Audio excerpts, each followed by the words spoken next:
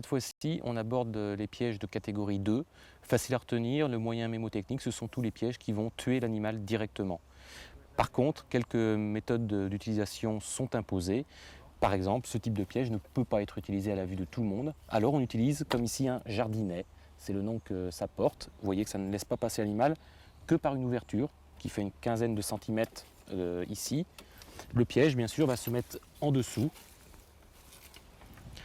Et ce jardinet doit être protégé par le dessus également, sinon vous pourriez prendre des rapaces ou autres espèces protégées.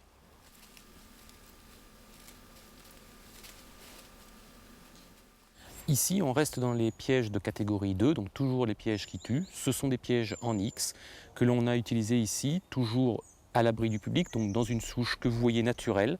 Mais pour respecter la législation, on doit mettre un appât à 40 cm de l'entrée de cette souche naturelle. Et cette réglementation vous impose également d'avoir une ouverture de uniquement 11 cm de diamètre. Vous voyez, c'est ici le cas. Et sur une souche naturelle, eh bien, il faut vous obliger, toujours avec des moyens naturels, à respecter cette taille de 11 cm.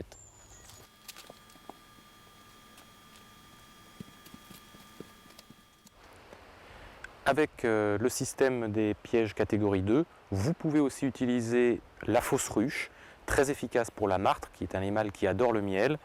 Le principe est toujours assez simple, une ouverture de 11 cm au fond, un appât à l'intérieur, et l'animal, en voulant aller chercher des copeaux de miel par exemple, va se faire prendre dans cette fausse ruche, qui par ailleurs est très discrète.